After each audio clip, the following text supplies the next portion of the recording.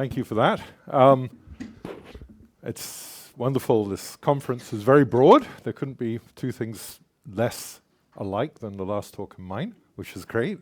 And so I guess we're all going to feel like imposter syndrome here, speaking at such a conference, but we can all be confident that everybody else feels the same way. So good. So I'm a pure mathematician. I spend 90% of my time doing pure math, and occasionally think about issues to do with AI and math. So that's my perspective. So I think everybody knows the 1950 paper in this room of Alan Turing. And of course, what's pertinent is this little passage where he says, we may hope the machines will eventually compete with men in all purely intellectual fields. I think men meaning human race. What are the best ones to start with? And he comes up with perhaps something very abstract like playing chess, or perhaps understanding and speaking English. So these are the challenges that Turing put forth in this. Actually, it was a public paper. It wasn't a technical paper. It was a vulgarization. And of course, in 2017, DeepMind came up with an extraordinary idea in AlphaZero to achieve grandmaster level in chess and Go.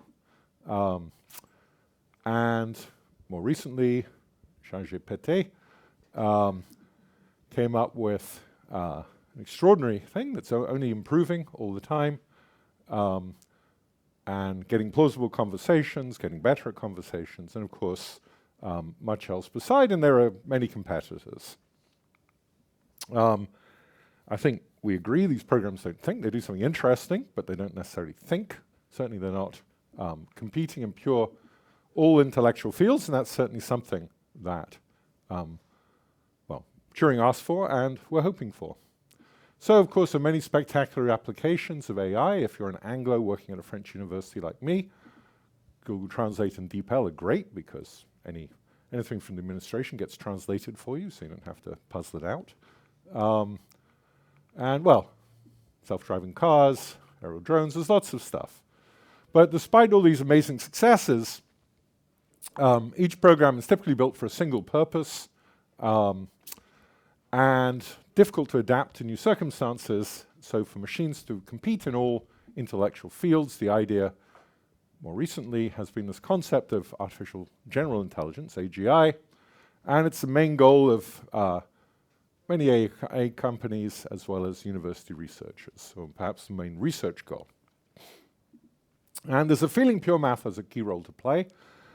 When I wrote the slide originally, I quoted Sergei Gukov, who I think is partnering with Mila. He runs AI and math at Caltech. But actually, it's really something that everybody's talking about. So I just took something from Ethan99 on Reddit. Math and AGI are more way connected than people think. Mathematical thinking is basically the backbone of logical reasoning, pattern recognition, systematic problem solving, blah, blah, blah, blah, blah. Programming works the same way. You're breaking down messy problems into chunks, understanding how systems connect, fixing things when they break. That's exactly how humans reason through stuff in general. I put that in red because it's a warning. Okay, this is pretty consensus. It's just I have a bit of a problem with it. Okay. So is it really possible? Can machines think? Will AI systems eventually act and reason as effectively as humans in all domains, which is, of course, the goal. So I think part of reasoning is actually knowing what's correct. Yeah. So then if we say that, we have to ask the question, how do we know something's true? So I want to talk about how do we affirm truth, but I'm probably better off asking how do scientists affirm what they perceive to be true, trying to be a little more accurate about what's going on. So here's the process. We make assertions that we believe to be true. And if you're an experimental scientist, you create a hypothesis. I mean, some of that was described in the last talk. You create a hypothesis to confirm or deny. You test it and see how well the data matches the claim. If you're like me, you want to go for proofs, a series of ironclad logical deductions that make the claim objectively incontrovertible. That's my goal in life. In both cases, we go on to write our findings up in a context of things we already believe truths. and show how well the new claims fit into context. So I'm putting red markers again. Really? Are we going to have a sequence of ironclad logical deductions that make the claim objectively incontrovertible? So what is proof, and can it be incontrovertible? Can we be objective? So it's a very tricky question. I mean, do we believe in objectivity? Are we capable of objectivity? I mean, sexism, racism, they were objectively reasonable at one point in Western society. I could go to, I don't know, Galileo's trial and the objective belief in what's said in the Bible is what he's convicted on. Objectivity has a very discouraging history. So, okay. But anyway, who is to say something is correct, or proof is correct? I guess what we want is some sort of trusted authority, an impartial observer, who can verify that logic's flawless, the assertion is indeed fully justified. Yeah, I'm talking about humans here, but I can talk about machines too. On what basis do you become a trusted authority? I'm sorry, these slides are a bit fast for people who are taking notes. I apologize for that. So on what basis does the trusted authority know something's true? And what are the understandings that an impartial observer takes for granted, and what needs further justification? So we can go back to Aristotle for this. He wrote, if understanding is as we posited, it is necessary for demonstrative understanding to depend on things which are true and primitive and immediate and more familiar to than and prior to and explanatory of a conclusion. That's kind of perfect description. And that's where math is today. We begin with some fundamental assumptions, which we call axioms. They're the primitives of Aristotle. And then we create language rules for how we work up from these axioms. And if you're a computer scientist here, you know all about this kind of thing, and computer languages, etc. From there, we prove theorems, statements we believe to be true. We believe we've sort of really proved them from at least the assumption of these axioms. And we create an ever-growing edifice of rigorously justified results that can be traced back to the basics. I mean, there's some caveats here. We've got to hope that those axioms are consistent. We won't eventually find they contradict each other, right? And we also got to hope that the things we assume at the start enable us to answer all the questions we want to answer. Okay, that's sort of getting very philosophical and theoretical, but actually there's an amazing history of discussing these things, but I'm not going that way. So I want to talk about how rigor, so knowing you're right, enters into today's mathematics. So this is from a blog post by Terry Tao, who's one of the world's leading mathematicians at the moment. And I think it ties in well with play from the last talk. So I'll try and accent this with some discussion of play. So pre-rigorous mathematics is when you teach mathematics in an informal, intuitive way based on examples. Emphasis is more on computation theory, so emphasis is more on playing with things, understanding things through play.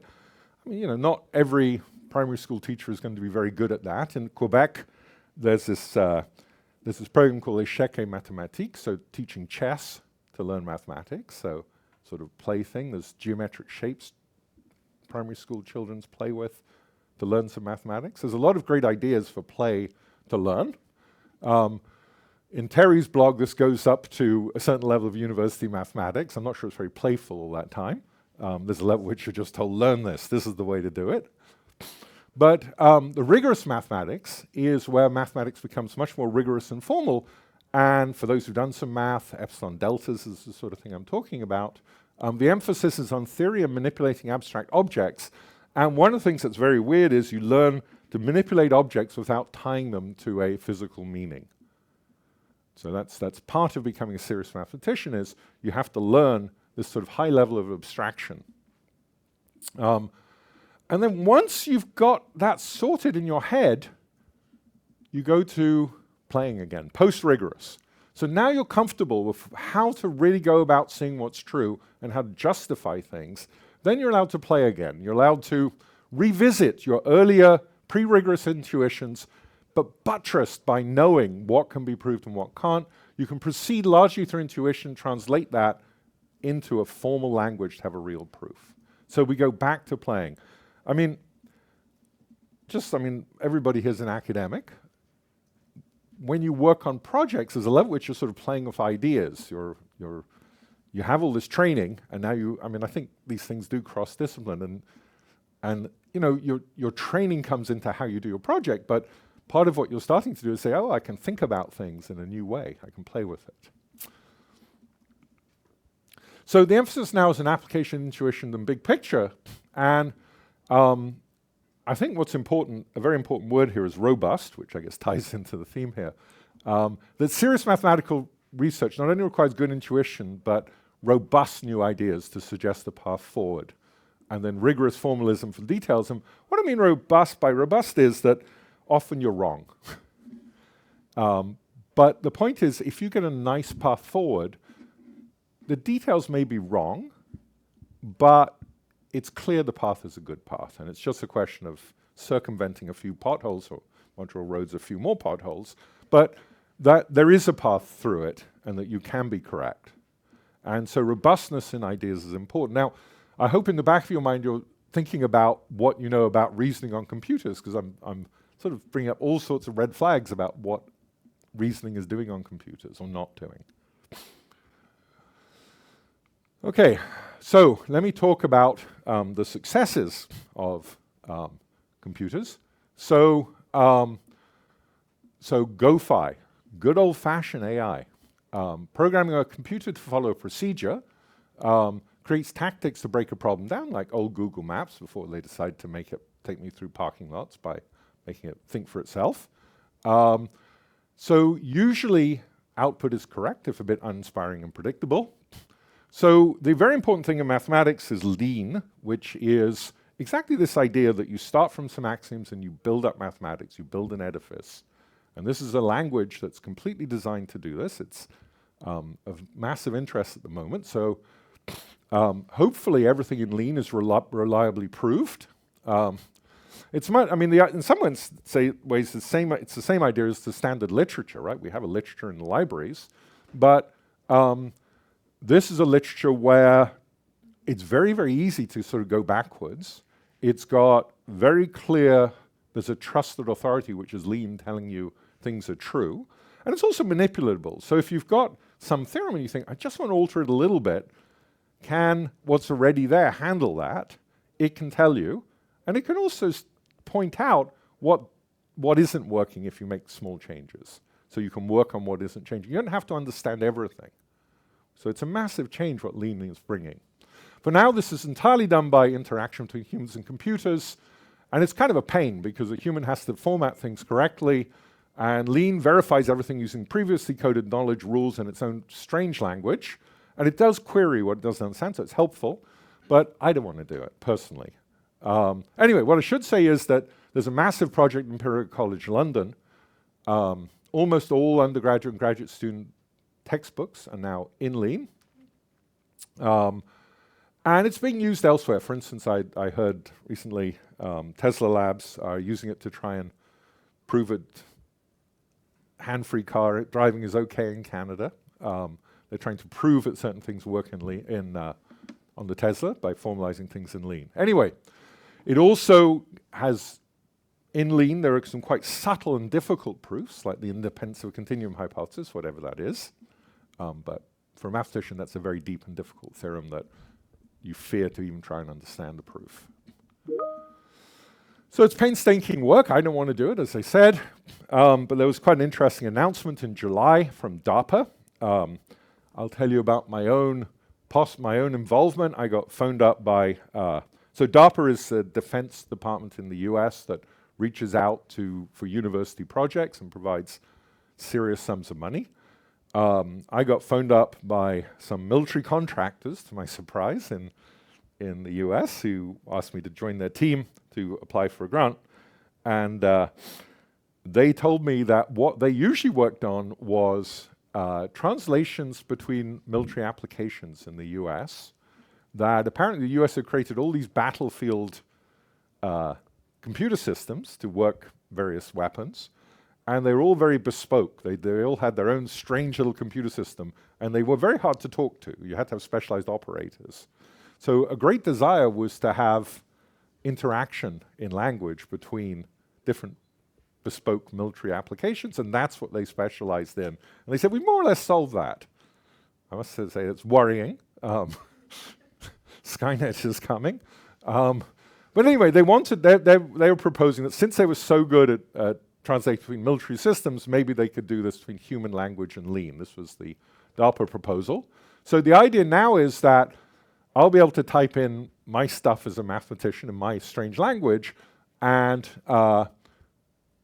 this code that DARPA is going to sponsor will be able to translate backwards and forwards. More than that, it'll make suggestions of what to look for, what's useful in this language. This is all coming. I mean, it's very clear. A lot of this is already kind of in place. There's a lot of companies working on it. There's some really good people on it. But this is old-fashioned AI. It's not LLMs. But I think we'll have those math helpers on our desktops within a few years. Just heard Terry Tao actually working on something which really, really sounded impressive. Okay, so the main flavor of today's AI is machine learning, using training data to establish a prediction maker. I'm not going to go on. Everybody here knows about this. For me, it all comes from Shannon's language model, which is just using a sequence of tokens to predict the next sequence for a probabilistic model. A lot of you guys have pictures like this, which to me is just a convolution of mathematical functions. And all strategies involve statistical detection of patterns. The output is often surprising, interesting, sometimes unreliable. And it's hard to know what's really going on when things do well. I mean, there's a lot of attempts to investigate that, but it's difficult. So I've been using the web to help me prepare this talk. So Google AI Gemini, it's kind of a long slide, that. Yeah, I guess something that was said just in the last talk, LLMs generate convincing proofs based on training patterns, but fail when faced with novel and unseen problems. Current AI excels at statistical pattern recognition. Mathematical reasoning requires logical rigor, abstraction, ability to verify rather than just predict answers. Okay, so there's these two things. And so we want to bridge the gap between pattern recognition and logical thinking, which is fair enough.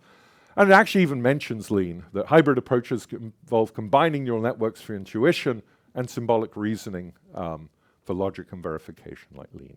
So this is very hot, this idea.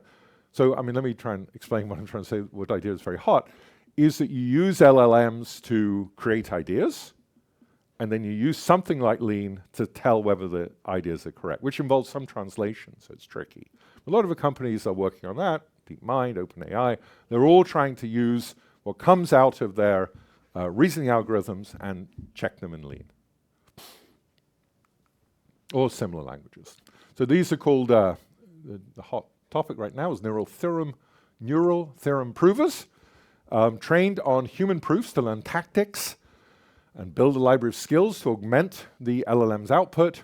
The key is to find the right way to go, and mathematical statements that are relevant. They go back and forth between LLMs and idea testers like Lean.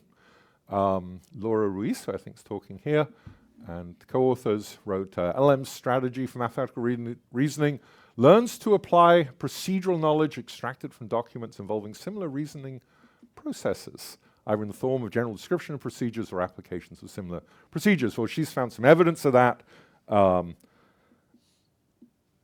I mean, sometimes it's apparent that's true. Often it's apparent that nothing much is happening. It's very successful.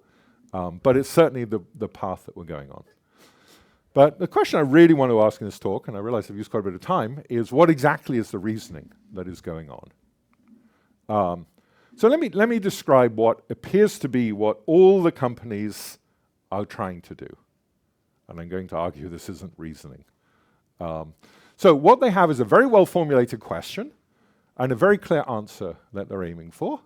And they're going to assume that the ideas needed to answer the question are out there somewhere. It's just a question of collating them, manipulating them a bit, and you'll get a full proof, and you're done. That's what reasoning is, according to those quotes I gave you and the aim that we're going for. So the idea is we scrape information, reasoning processes from existing online documents, and hopefully our neural theorem provers can piece together a desired proof. So what I want to do is say what I think is reasoning. And I think the word creativity is very close to the word reasoning when you start thinking in this way. And I'm going to talk about it in mathematics, but I think it's very general. And the reason I think it's very general is I got the whole idea for working this project when I was talking to two filmmakers for the National Board of Canada who were trying to write a piece about how they come up with a project. And I'm like, that's how I come up with a project. Just have to translate the words. So let's see. For me, one starts with a hint of an idea. This is something I'd like to work on. You think about it a bit. You study the literature, try and find stuff that's relevant, try and find stuff that may be relevant if I'm clever. With this background and some imagination, you now try and formulate what it is you're going to do and tries to outline a path to resolve a problem. Stage 2 is you dedicate yourself to finding the proof. You develop strategies, test ideas, identify potential snags, create a template for your eventual paper or proof. 3, you write the proof, you try to get details correct, you find unresolved issues, you go back to step 2, maybe alter the question a bit, you make the proof. When you finally got a proof, then you got to say, is it really a question worth answering? You try and put it into a context, you try and make it seem natural, and you talk about other contexts also that emerge. Maybe that's the start for another project. So I hope that whatever discipline you're in, this makes some sense. I mean, obviously some of the details here are not going to be the same, but most of us, we start somewhere, we don't know exactly what we're going to do, we're just sure this is something that's going to be interesting. It takes us a while to get it together. And this is what they're telling me about making documentaries, these two filmmakers. We know there's something interesting going on in the Congo. They were recently made Casque Bleu, if you look at NFB films, in the Congo, these two people.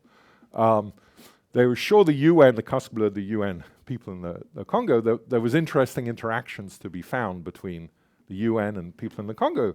They wanted to investigate that. They talked to people. Then they talked to more people who are in the field. Eventually they went out to the field to start making their documentary. Anyway, I could go on, but you get the idea.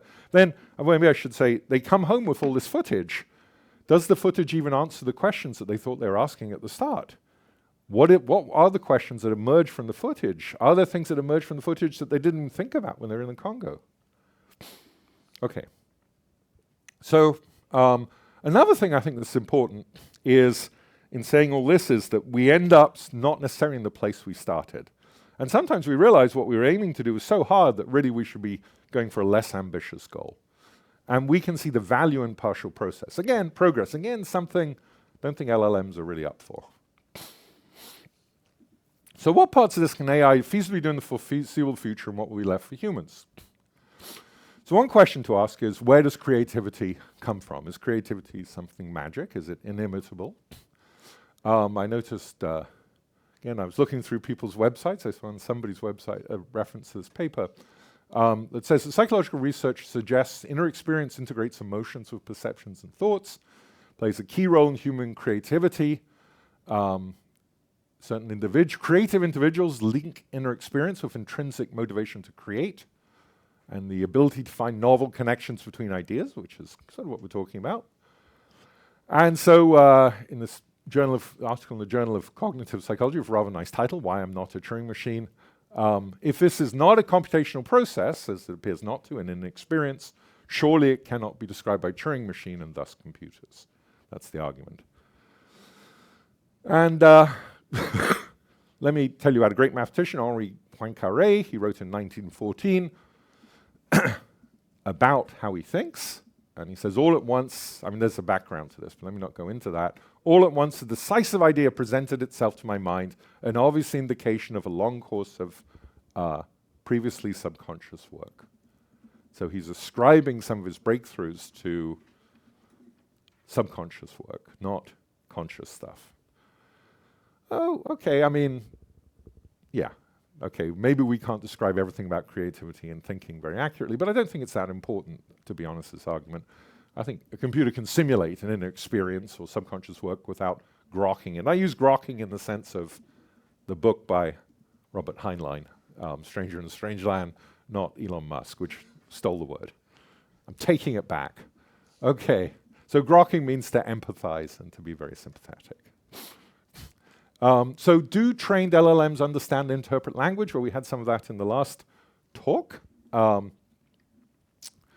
So humans understand and interpret through causal mechanisms, LLMs by discerning patterns and symbols and text through statistic correlation, and yet They can produce astonishingly human-like text and conversation, as well as some nonsense. They can appear to be reasoning. They can seem to understand, interpret, and can even empathize. We've all read about people's lonely men's AI girlfriends, etc. How they do this is largely mysterious. And I think the issue that's interesting in terms of thinking about things is, so what if they got to being empathetic or whatever in a different way from humans? So what? But it's not just theoretical, because we trust LLMs to do a lot of stuff for us, right? Drive cars, educate children. We trust it to collect information on the web, as we were hearing about, for us. We need it to be a trustable authority. So here's another one I found. So somebody asked online, how do I get my cheese to stick to my pizza? And Google AI overview suggested adding glue, having found a post by Fucksmith from 11 years earlier. One on Saturday in the newspapers, on The Guardian, Google AI overviews cite YouTube more often than any medical site for health queries. Well, I actually realize it's a very difficult problem. I mean, you could be thinking of how you design it to put, say, weight on different websites. Say, the American Medical Association is more important than some random thing. But, things go viral. So some crazy idea about drinking bleach and COVID gets put on 2 million websites. So how does what weight do you give to the AMA to cope with the 2 million websites? And now, even worse for health stuff, we have a Health and Human Services Secretary, a certain Kennedy, who is putting out a lot of really strange theories about health that contradict what most of us would trust as medical websites. Whatever websites you trust, but there are medical websites out there, I'm sure you do. And yet there's a very trusted authority, a major authority in the US, putting out nonsense. So what is an LLM to do? I think it's a difficult problem. Should LLM have the right to make judgments that this trusted authority is now to be trusted or not trusted? It's tricky. Okay, so getting on to proof. So can AI strategies work with mathematical proofs? John Franks in 1989 said that a proof is not some kind of super spell checker, so that's a bit negative, but you get his point. This is, come back to Henri Poincaré, who wrote beautifully about many aspects of mathematics, which many things he wrote turn out to be very useful in thinking about AI, even though he wrote over 100 years ago. So here's what he says about proof. If I have an intuition of proof, I perceive a whole argument at a glance. Each part of it will place itself naturally into position without my having to make any effort of memory. As I repeat an argument I have learned, I rediscover it from myself. It's just that setting it up correctly inspires the mathematics for Henri Poincaré, and I totally agree. That's what you want out of a proof. So it's not enough for computers to write proofs for themselves or begrudgingly conform to human cognition, but rather they find a right approach that makes the result and the proof seem inevitable. So what I want to do is just quickly run through the different roles of proof. Again, proof is very important in knowing something's true if we're going to do reasoning. So it's proof of certification. That's the main one that's been recognized, which is a proof. It needs to be verified by trusted authorities so it can be believed by the community. That's sort of the one that the AI companies have focused on. There's this idea I just said, proof is an explanation. It gives you intuition and insight. Proof of exploration. It can provide new insights, new ideas, new questions emerge, and the ideas might apply somewhere else. Proof is justification of definitions. Well, that's when you're in the very rigorous stage. And one sees it a lot with early proof verification programs. And proof is a bridge which can develop and underscore connections between different areas of mathematics. And here's something that's served very, very importantly in my community. Proof is self-validation. So an author's self-belief is enhanced by other people examining their proof and finding it to be correct and knowing it's sound. I mean, for me, one of the frightening things about computers proving things for us is, how do my students know that they've actually learnt something when they're not doing that part of the process?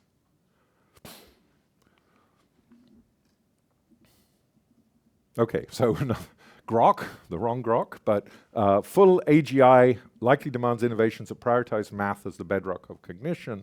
Again, I think their definition of math is not exactly mine. Okay, so I guess I've only got about 5 minutes, so I guess I'll race through a bit of this, but I guess one question then is, how do we measure intelligence? How do we measure where this thing is being intelligent? There's different meanings in different situations. There's this very nice quote from Sternberg, which is, I've seen quite popularly used.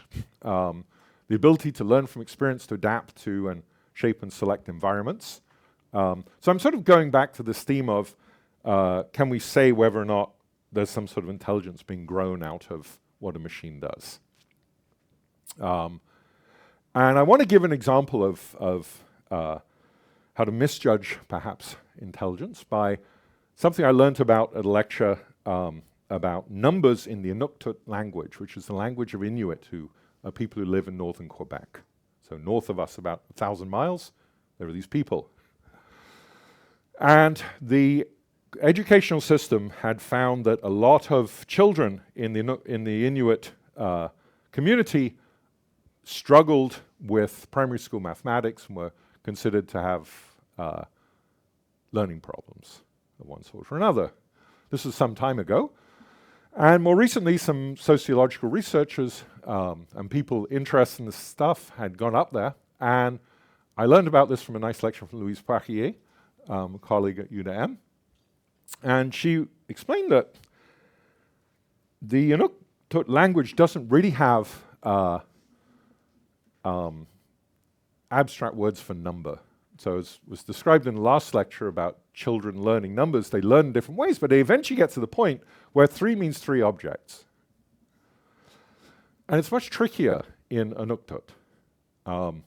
So they develop language for the environment they're in that works for life there, and it's a different life from us. I mean, for instance, one thing Louise was telling me is they don't really have perfectly straight lines, so even that's a bit of a tricky concept. I mean, you're up in the far north. There's no straight line buildings. But apparently, like the number 3, there is sort of an abstract word for 3, but it's context dependent. So apparently, 3 is different in Inuktitut if you're describing 3 small objects or 3 large objects. So 3 peas and 3 polar bears, they come from the same root, but they're different words. So our fixation on an abstract notion of 1, 2, 3 doesn't work for them. And so when the school system assumes that everybody knows that, these kids struggle. One thing I thought was quite amusing, she was saying later on, there was no really word for 1, apparently. And the early missionaries decided to help create a number system and a word for 1. And they used the Inuktitut word for something that's indivisible. But then when they started doing fractions, it kind of didn't make sense. There's also fun stuff like this. This is what 7 is. There are not exactly many 4s, is how it literally translates. Okay, well, enough of that. It's just to say that our world depends on our environment. So I'm going to use up some of my time on some fun stuff. I was thinking also in your talk about my dog and her counting skills and how she learnt them. So we feed our dogs raw meat, and Bee, she's large enough that she gets 3 at each meal. She gets 3 raw drumsticks, and we don't want them on the floor, so I throw them outside into the snow right at the moment. So I take 3 drumsticks, throw them out the back door, and she goes and eats them. So sometimes I play with her and throw 2 out, and she sits there. She's like, come on, where's my 3rd one? And I said, no, go on, I've put them out. And she looks at me like, nah. And then maybe she'll go out and she'll dig through the snow, and there's no 3rd, and she'll come back in, she'll bark at me. She's like, come on. And then when the 3rd one out, she's happy, she's out. So she knows her rights. So anyway, my only point is there's obviously intelligence, and she's obviously counting, or something like counting. I don't quite know how we want to describe that. But we see something going on. It's perhaps non-traditional counting. I did try an experiment with her. For a while, I cut every drumstick in half and sent 6 pieces out. and then tried 5, and then I could fool her. I was mean, but I fooled her. Okay, so I guess we have to avoid human exceptionalism, beware of our anthropocentric view of intelligence. LLMs learn from experience, but do they adapt? I guess one of the things that was remarkable about AlphaZero and its chess and Go skills was they were unexpected how good they were. It was expected they were to be good, but nothing like as good as they were. So at the moment, DeepMind is working on mathematical reasoning by restructuring mathematical problems and trying to make them into games. So they're working only on very specialized problems, but they are doing it. So let me finish with a couple of things. I may go a few minutes over, but okay, so sorry, so let me tell you about the International Mathematical Olympiad, because several AI companies made a lot of fuss about their success at the IMO. So the IMO is a international competition for high school students to compete on tricky mathematical problems. There's six problems over 2 days. They have several hours to work on each problem. And it's, the future geniuses, a lot of them will have done very well, got a gold medal at the International Math Olympiad. This isn't what we really do as research mathematicians, but it certainly shows us extraordinary skills to be able to do well. So in 2024, DeepMind announced that their program, Alpha something, did well, would have got the equivalent of a silver medal, though it has to be said they decided how to interpret things. So they took many hours, they rewrote things in language for the computer, they did lots of things. And one question that particularly interested me was this one. It doesn't matter if you understand it, it just interested me. And I thought about it, it's kind of in my area. I thought about it, found it a little bit tricky, found a couple of ways to do it, none of them very efficient. And then I started contacting some other people who are interested in AI and math. So what I should say is, the key to solving this problem is identifying the number a times b plus 1 is what you want to work with, which when you look at the problem is far from obvious. So Akshay Venkatesh is a Fields medalist, which is like our Nobel Prize in math at the Institute for Advanced Study in Princeton. And he told me that he looked at this and he used a important technique in mathematics called discrete logarithms to solve it. So my point is, and in fact, I did something similar, a little less sophisticated to solve it, my 2 methods. But the point was, Akshay used real ideas, put this question inside a context, and then resolved it inside that context.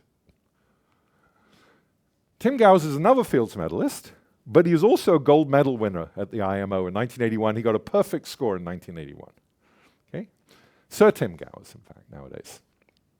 So I asked him, what did you do with this problem? And I should say DeepMind hired him to verify what they'd done and perhaps discuss it.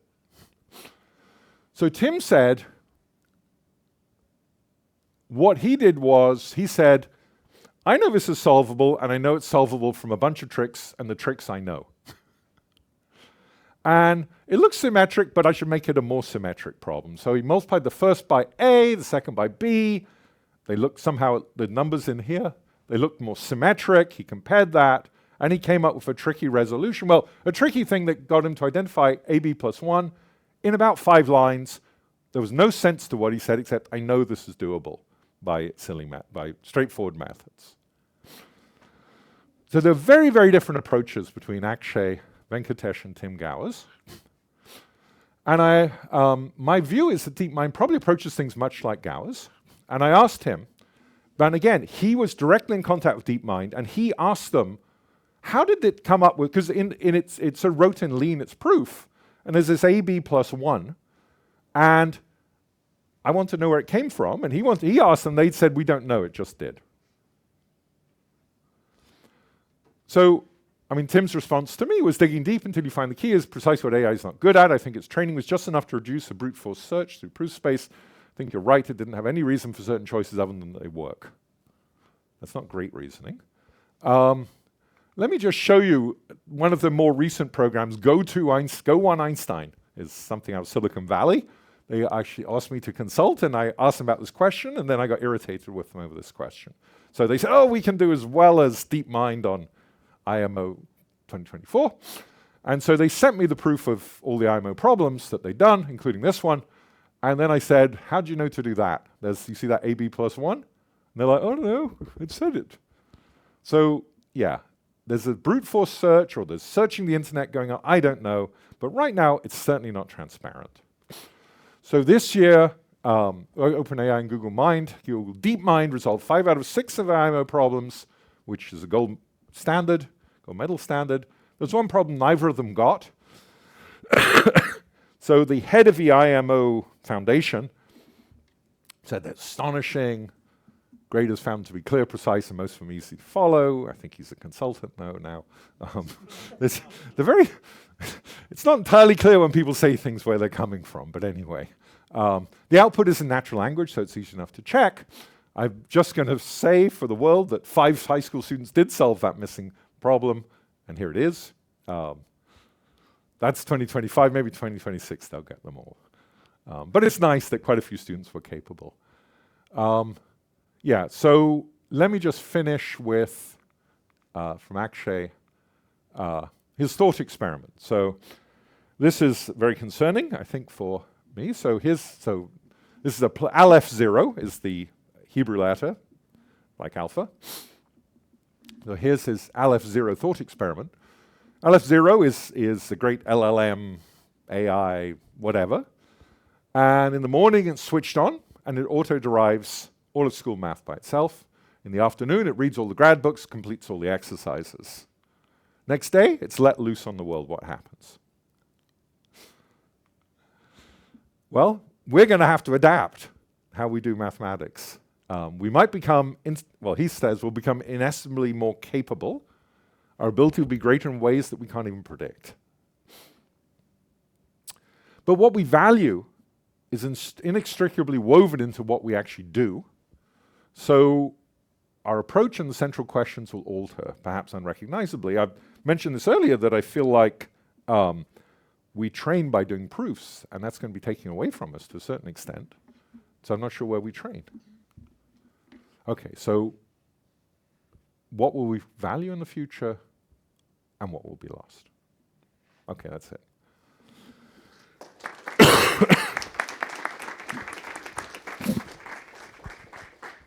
All right, thank you very much, Andrew, for this great talk. I would argue that it wasn't that different, right? Like there was a lot of connections between Alison and your talk. I'd like to That was inspiring. Ask if there is 1 or 2 questions that are like directly directed towards like clarifying this talk, and then I'd like to maybe open up a discussion on some of the key points that we've discussed today. So, any questions for Andrew? At this point, I have one actually, Okay. and that is on the topic of robustness and verifiers, right? It seems to me that you've described, and you know, I relate to this, right? And when you're trying to find a problem in mathematics or to refine it, right? There's a very creative bout of kind of exploration, and then later on, like the need for verification kind of kicks in, right? Like, so I think there's kind of a 2 times, like there's 2 ways to operate in the space of mathematics. I was wondering if, you know, in your process of that you described of exploration and curiosity, when do you start essentially listening to the robust, like the verification part of your back and forth more, right? And how do you, when do you call it quits, right, in some sense? Yeah, it's a process. It goes back and forth. Mm-hmm. You know, I don't know there's a moment. There's a moment when, well, I mean, this is one of the funny things, right? You end up in math where you're supposed to prove everything. You end up thinking, well, I hope I have done. Yeah. And then you put it out on the archive, and people write to you and raise questions. You hope. If nobody sends a question, you don't know what that means. They're completely uninterested, or you've done very well in your writing. No, so it's an ongoing process, and you know, I mean, for me, you don't even really know, because I've been around a long time, written many papers. I think a lot of referees will assume I know what I'm talking about, so they probably won't check too carefully. So it wouldn't surprise me if somewhere down the road, some of my work, people say, oh, that's not right. Yeah. Or I haven't explained it well enough when they read it, and they'll just think I must have been wrong. Right. So right. Interesting. Yeah. Oh, Danya. Thank you. Thanks so much for the really interesting talk, Andrew. Thank you. I found the example of what the AIs did for the IMO question really interesting. And I mean, I shared your sense of dissatisfaction looking at the proofs that they generated. I wonder if the thing that Allison mentioned about logic at some point being used for rhetoric, that's another framing of the role of proofs that maybe explains a little bit why we might have all collectively found it so unsatisfying that if you were to give that proof as a way of sort of having a dialogue with another thinker, that would come across really impenetrable. It would be hard to have a dialogue, et cetera, et cetera. Like, what do you think of the role of sort of proofs as a way of being able to talk with each other about ideas as a grounding for maybe what we should expect of them? Maybe I should have said that. Yeah, I 100% agree. I mean, it's getting into the nitty-gritty with someone else where you really investigate what you're doing. I mean, it's one of the fun of having co-authors is exactly these sorts of discussions, and the frustration of that AB plus one, that Tim, working with DeepMind, couldn't get a satisfactory answer from DeepMind. You know, this is a big research team for them. They're trying to make a lot of publicity out of it. They've hired a famous mathematician to help them, and he can't get a straight answer to a question. It's like, well, you know, for academics, we want open. They want NDAs. I mean, sorry, I'm in this frustrating subject. DeepMind recently did something that they literally just sent to me an email and said, would you make comments on this? I'm like, oh, okay. And they said, if it works well, we'll use some of your comments and put it on our website. I'm like, what do you mean? You're just going to cherry pick. You know, if I say this was really good, but this was really bad, then just the really good bit's going to be on the website. I said, I'll only agree if you put all of my comments on your website. And they said, we'll get back to you. So I guess this is a math arm of DeepMind. But anyway, the point is, at the moment, they're not acting like academic players, right? They're acting like people who want trillion-dollar investments. So I don't know what you do with that. You just have to interpret what they give you. Interesting. So I'd like to open up the floor to more general questions. Maybe we'll go to Jonathan and then back to... Should we both be up? Yeah. I can get the mic around to So just to open up discussion, I mean, I was thinking in very broad terms, there's kind of like two visions for what AGI looks like. And they're maybe plausible to different degrees and scary to different degrees. So on the one hand, you have this more empowered kind of system, which has learned through exploring, and that's also, it sounds a lot like what Andrew's telling us, you know, real mathematical practice is like. And then you have the more scary kind of RL system that has learned to just make as many paper clips as possible, and that's scarier because it might just turn us all into paper clips. And then, you know, one thing that's interesting is that, so what I'm hearing from Andrew is he's saying, okay, look, you look at the way the advances we've seen in AI math, and it looks like what we're seeing is more this RL model where things are just popping out. Mm-hmm. And, you know, to the extent that we're worried about this future where there's this sort of Aleph Zero kind of oracle system, it just sort of has done all the math, and it's maybe incomprehensible, but we know it's usually right, and then it's like, what do we do? And maybe contrast that with what would a picture look like if there were this kind of more empowered AI system? Would that maybe be equally daunting? Would that be better? And is that maybe something that's less plausible? Because Andrew, in your talk, you're saying, well, you know, first you were expressing a lot of skepticism about the, you know, the reliability of the outputs of AI systems. Like, are you skeptical that there could be like an empowered version of an AI reasoner? And then, you know, Allison, a question I had for you is, how do you see the kind of empowerment gain objective as interacting with sort of more standard, like, you know, get money kind of objectives for systems? You go ahead. So for the second question first, I think, oops. Is that? Yeah, okay. So in terms of the second question first, actually, I think there's a whole other argument that I have about why childhood exists at all.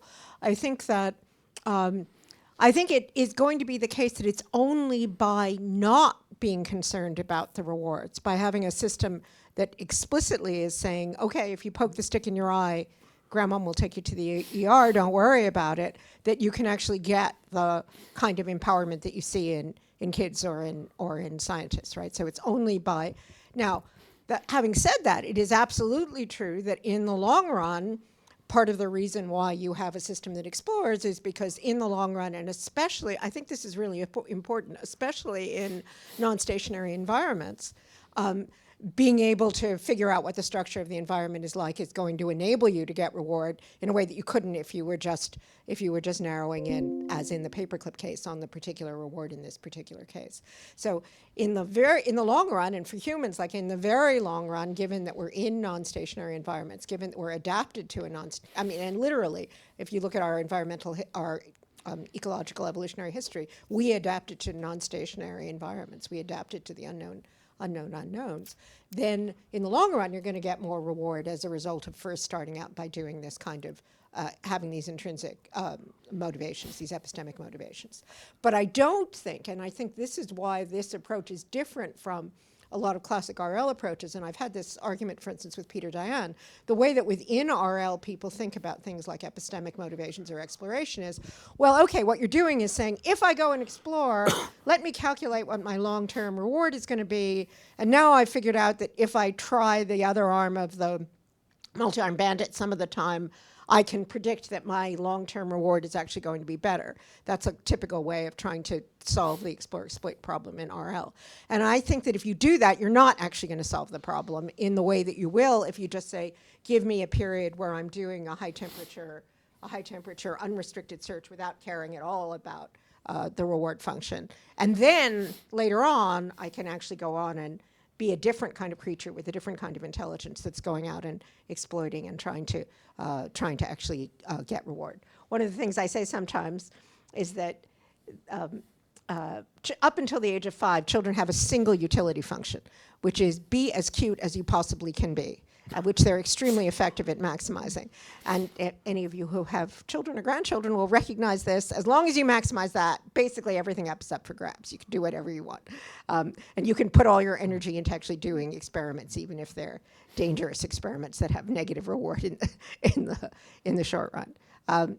So I think, and this is relevant to a point about whether there's such thing as general intelligence or not overall, which is, I think, if you think about it that way, then there just literally isn't any such thing as general intelligence. That the kinds of cognitive capacities that you need to have are going to be in tension, in contrast with one another. So the cognitive capacities you need to do this kind of wide-ranging exploration are the opposite of the capacities you're going to need to be able to get narrower rewards. So it's literally, and I think James Evans is going to mention this, if you were to have something like general intelligence, it would have to be a community of individual agents that had different, even in an AI context, that had different kinds of intelligences and were communicating with one another rather than having, the single Skynet or the single golem that's going to take over.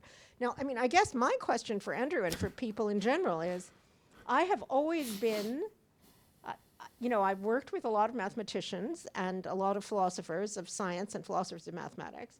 And I've always said, well, what's the ontological status? What's the thing in the external world that you're actually finding out about when you're doing math?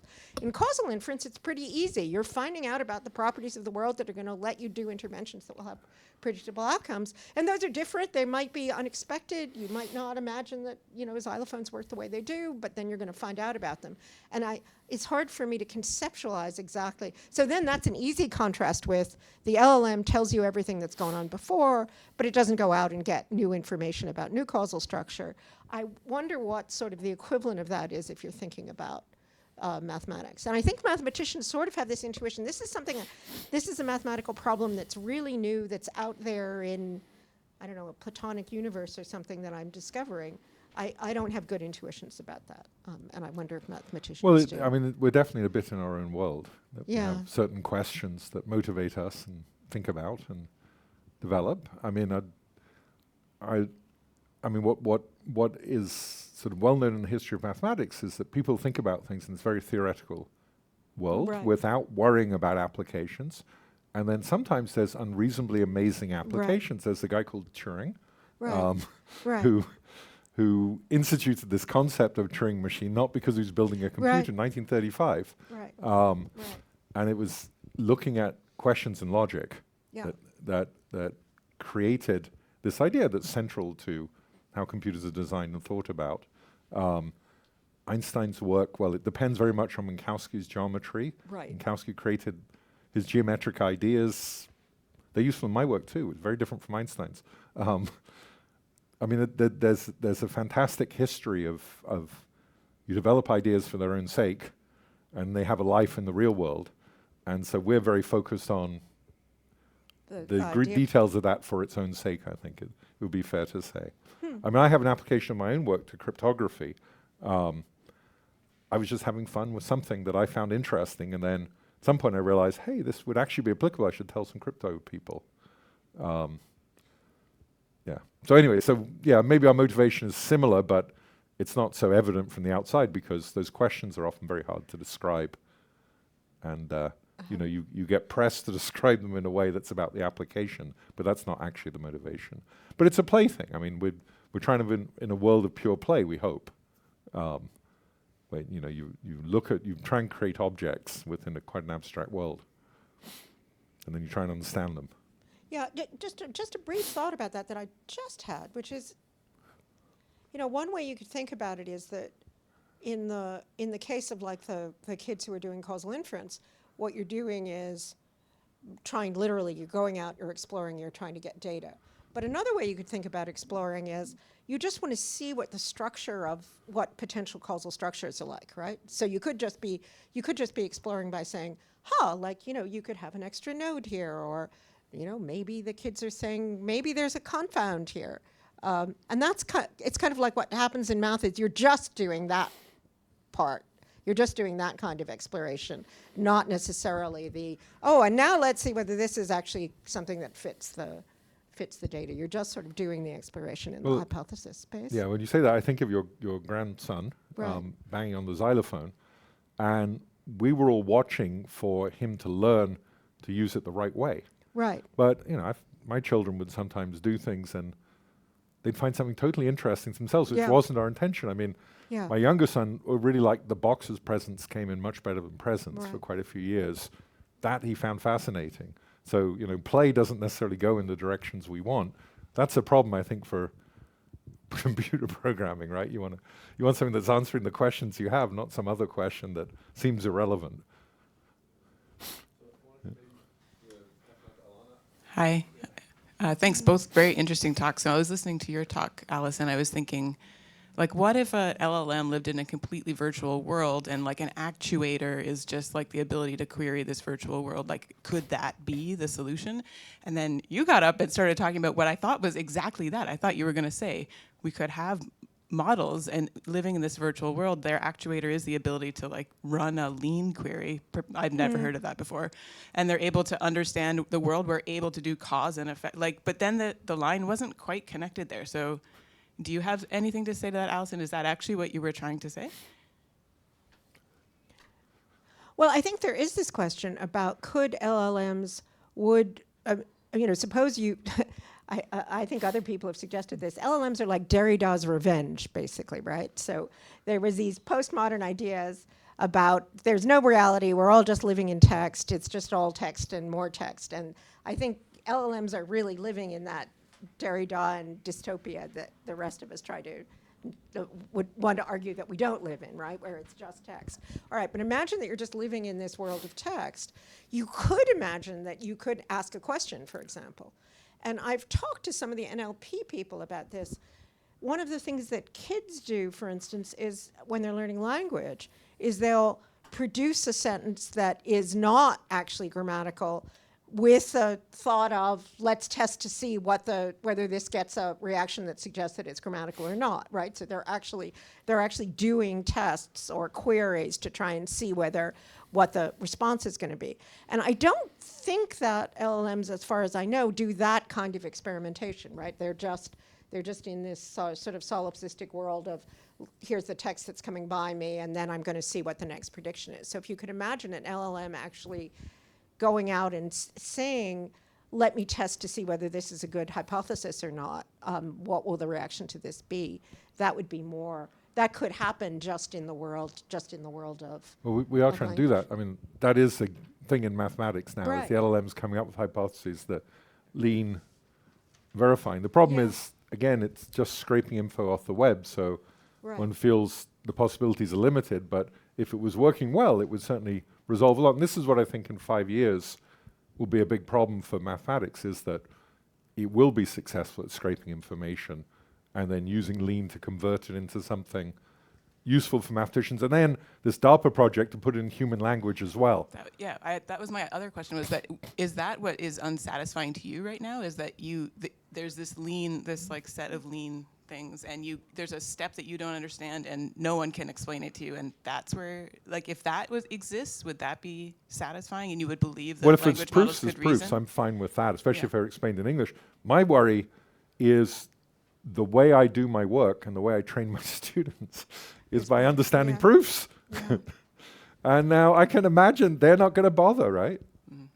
They're just going to say, oh, you say proof, but why should I? I can just ask this language and it'll give me a beautifully written proof. So I'll read it, but reading it is not the same as figuring it out for yourself. I think the same thing's true in computer science right now. These models that can write programs and the students just trust them. They don't really understand what they're doing, and there's this, like, I think there's many places where there's that same disconnect. To get back to the cultural technology point, people like Boyd and Richardson, there's a whole discipline of studying cultural evolution.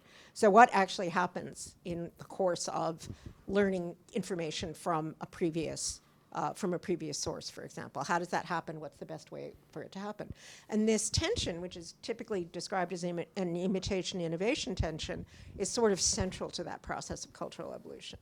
Because one thing you can do is very efficiently and effectively just take whatever the solution is that everybody else has had before and just copy it. That's cognitively easy. But of course, exactly what happens, the famous classic example is the woman who makes pot roast and cuts off the end of the pot roast because her mother did it and her grandmother did it. And then she finally asks, why am I cutting off the end of the pot roast? And then she asks Baba in the old people's home, and Baba says, my pot was too small. I had too small a pot, so of course I had to cut the end. You wouldn't cut the end off if you have a reasonable pot. And you can think of lots of examples in cultural evolution where that happens. And we've actually done experiments with children. It's quite interesting where the children go back and forth between, let me do this kind of mindless imitation because that's the efficient way to do it. But now, wait a minute, I've actually seen this piece of data. I've seen how you can see it with this machine, for example, right? All right, one thing I can do is just imitate what the grown-up showed me on the machine, but now wait a minute, there's another thing the machine is doing. Let me create a different kind of solution. And I think we really have to think very hard, given this new kind of cultural technology, about how do you solve that imitation innovation problem in a context like trying to learn math. So I wanted to maybe add a little point, touch on this, because I really like the phrase, like Derrida's revenge, right? And this imitation sort of loop. But I would point out that in modern LLMs, and especially reasoning type models, as we call them, I think there is a direction where reasoning traces are going to be verified, right, in a formal way, and in a way that is like there's promising research avenues that are making this more abstract, right? So these sort of latent reasoning traces, which are not based in language, but are from end to end, can maximize a utility, like can solve a problem. And so I guess the question to me is, I think some of the points that you both have made, I would say are kind of in the research programs of big research or big reasoning models, i.e. like decompose the problem, find like intrinsic reward structures that make them valuable, and really disconnect from language itself, right? Like going into something that's more latent that can connect to Bayesian inference in some way. And so do you see this this program as really addressing the points that you've made today, or is there some other sort of things lurking around the corner? I don't see what's happening with reasoning. I mean, it's going to be a certain reasoning which is scraping previous information. I don't see the creativity side at all, even with LLMs as currently used at all. I do think there's some fascinating things with this abstractifying. So there's been some amazing stuff in math recently where people were stuck on trying to find examples, and the computer couldn't do it either. But these people had the idea of the AI, instead of working with examples, worked with the software that generated the picture for the examples. And they were able to do better by finding better pictures by some sort of weighting system, by trying billions of examples through an LLM. The program that draws the picture, and they couldn't make any headway by looking at the actual picture with an LLM. So this is just mind-blowing to me that such a ridiculous representation of an example by how you draw it is more successful for the LLM than the actual example. I don't know what it means, if it means anything, but it's crazy stuff. Anyway, sorry. You know, I'm thinking about the math case again, and you could imagine, so imagine that you have like an intrinsic RL objective, right? So you want to be able to get the greatest relationship between your actions and outcomes, or something like that.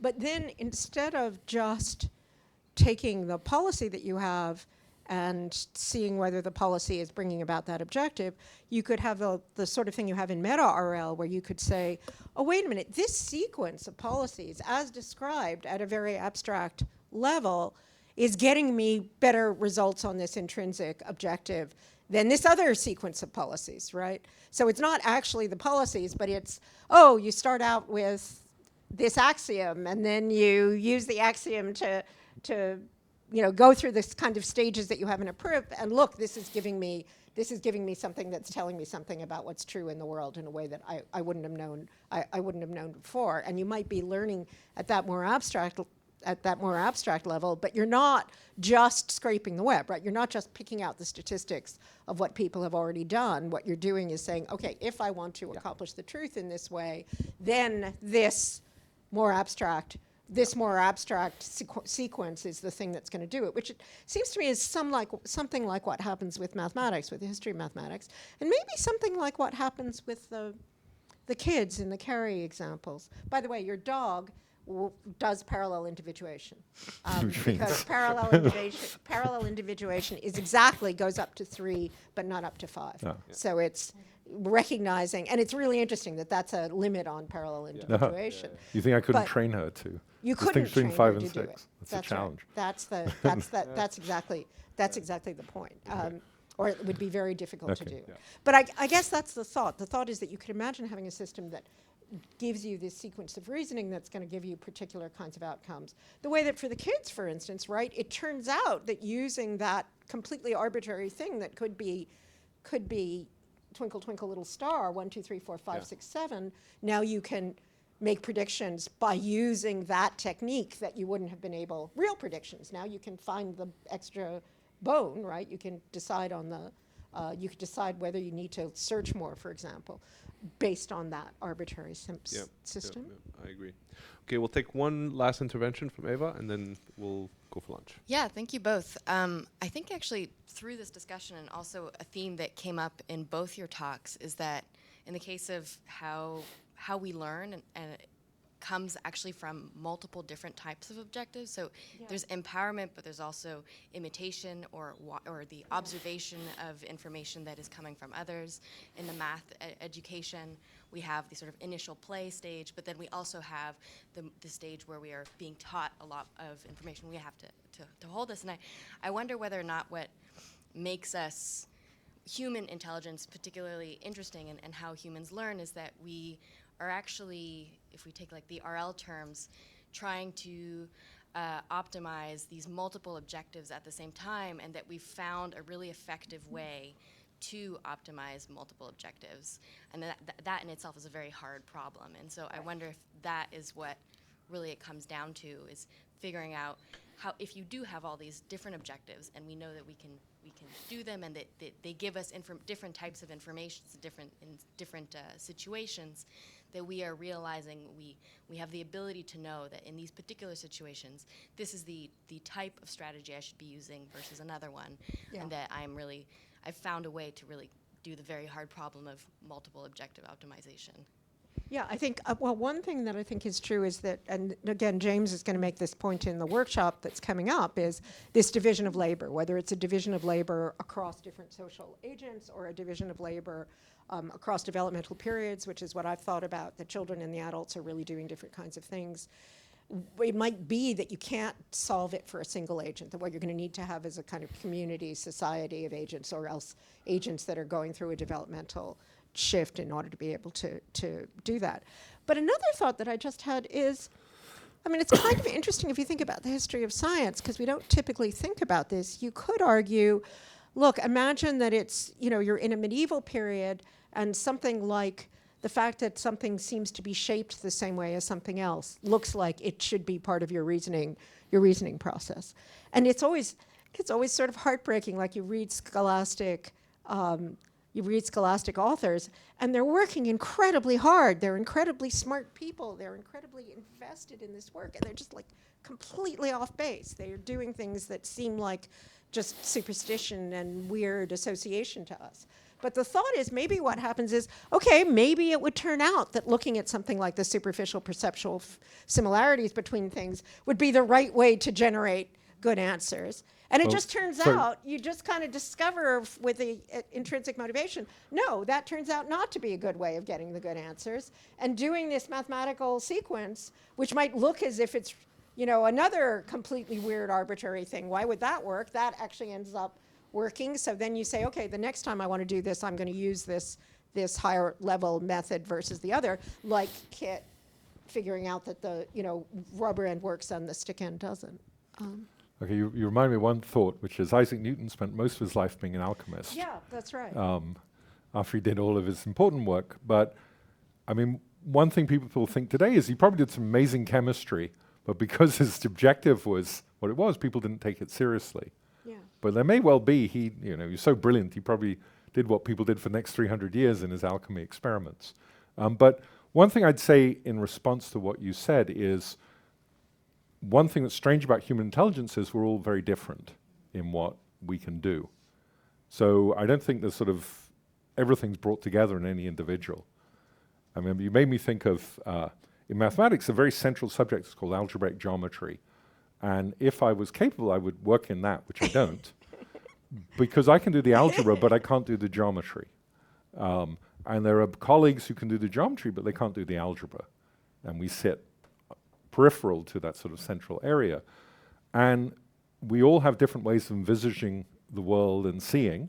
I can't see math in pictures. I just can't do it. I've tried, and I feel like a complete imposter when I put a picture in a paper and say, think about this, because it's not how I thought about it at all. So, no, I mean, the only thing I'd say in response to that is, we have all these inputs that we integrate, but rather weirdly, we integrate what works for us. I'm not sure how you compare that to these questions with AI. I mean, I guess when you are sort of optimizing multiple objectives at the same time, there are many solutions, right? There are many. You end up with like a space of possible solutions, and so maybe that's kind of what's going on here, is that we all have the ability to learn in using these different strategies, and we are building our own path as to which ones we will use when, and realizing which ones best fit our particular learning path. Yeah. Yeah, Right. let me just end with a sort of admittedly ad hominem, literally ad hominem argument about the AGI objective. I was really interested in what you said, Andrew, because for people who are not mathematicians, there's a very strong tendency to say, well, you know why they do math? Because they're just smarter than we are, right? They have, and this is true within the math community, there's brilliance, right? So if you have more of the brilliance, then you're going to be the brilliant mathematician and you're going to, win the Fields Medal. But of course, if you actually talk to real mathematicians, they'll say exactly what Andrew was saying. Well, it's not about being brilliant. I can be brilliant at the algebraic part, but not at the geometric part. Even within that context, the idea that there's this kind of underlying substance, which is brilliance, which makes you better at everything, just doesn't, as soon as you talk to anyone who's actually working in any field, you don't get that. But sociologically, that's clearly the underlying picture that drives a lot of what's going on in AI. And there's this sense of, I can't help thinking, is there a community, a sociological community that actually thinks that you could measure worth and power and so forth by this underlying mysterious stuff called intelligence? And if there's more of it, you should have more power and money and investment than if you have less of it. Well, yeah, there is actually a community that sort of believes that, which happens to be the community that's designing these systems, even though no cognitive scientist would ever describe that as being the right description of what's going on in cognitive solutions. And nobody who's actually involved in doing science would say that that's the right picture about what's going on. But it is a very seductive picture, I think, for lots of psychological and sociological reasons. And then that becomes the picture behind AGI. If you just get more of this stuff, which is the thing that lets you solve cognitive problems. So now if we had something that had even more of it, it would be even more powerful and dominant, and we should give it more authority. Whereas that, exactly what you're describing and what Andrew's describing, having this division of labor among different kinds of intelligences actually seems to be the way that we solve the problem. Very much so. Great. So that's a great setup for our entire program. We're going to end up talking about like the social reasoning intelligence. So this has been a great kickoff for the whole semester, I think, as a first session. I'll remind everybody we're going to break out for lunch and we'll reconvene at 1:45. For the next sessions. And so please join me in thanking both of the morning speakers once again.